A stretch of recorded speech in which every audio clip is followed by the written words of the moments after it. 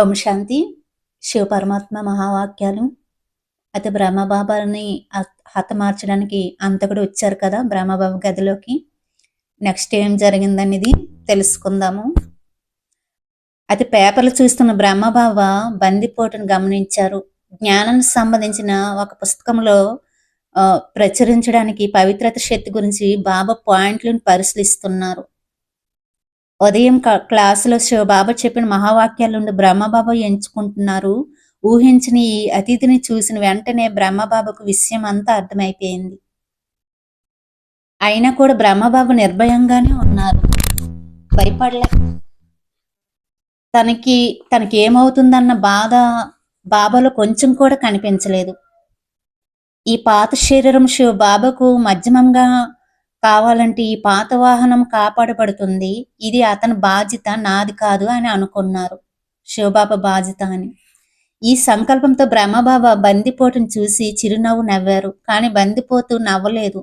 నిజానికి అసలు బందిపోటు బ్రహ్మబాబును చూడలేదు. వారిద్దరి మధ్య 5 అడుగుల దూరమే ఉన్నా కానీ అతడు బ్రహ్మను చూడలేదు. ఎందుకంటే గదిలోకి ప్రవేశించగానే అతడు అద్భుతమైన ఆనందంలో మునిగిపోయారంట.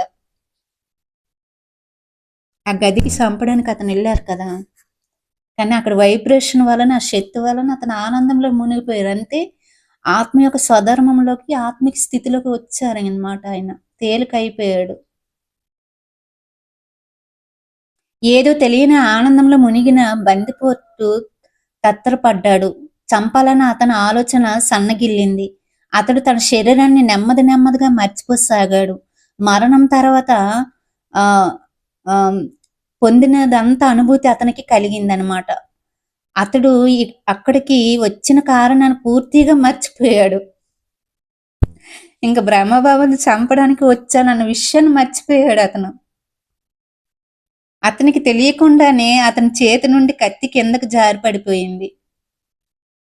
మిక్కిలి ప్రకాశవంతమైన ప్రకాశాన్ని చూస్తున్న అతని కళ్ళు చీకటిగా ఉన్న ప్రాంతంలో దారిని వెతుక్కుంటూ గది బయటికి ఉన్న హాలు వద్దకు వచ్చాడు. చివరకు బాబాకు భోజనాన్ని తీసుకురావడానికి వెళ్ళిన సోదరి తిరిగి వస్తుండగా ఈ హంతకుడిని చూసి గమనించి వెంటనే అల్లారమును మ్రోగించింది. ఆ బందిపోటును త్వరగా కింద అంతస్తుకు తీసుకువచ్చారు. కానీ బ్రహ్మబాబు మాత్రం అతన్ని చక్కగా చూసుకోమని చెప్పాడు. అతడు వచ్చినది అతని తండ్రి ఇంటికేనని చెప్పారు. సాత్విక జీవితాన్ని అవలంబించడం ద్వారా అతడు గతంలో చేసిన పాపకర్మల నుండి విముక్తి పొందొచ్చని ఆ అంతకుడికి తెలియజేశారనమాట. ఇది విన్న ఆ సిక్కు చాలా సంతోషించి చిన్న పిల్లవాడిలా నవ్వాడు. అతడికి భోజనాన్ని పెట్టి ఇక మీదట ఇటువంటి హింస చేయకుండా భగవంతుని స్మృతిలో గడపమని చెప్పి పంపారు బ్రహ్మబాబా.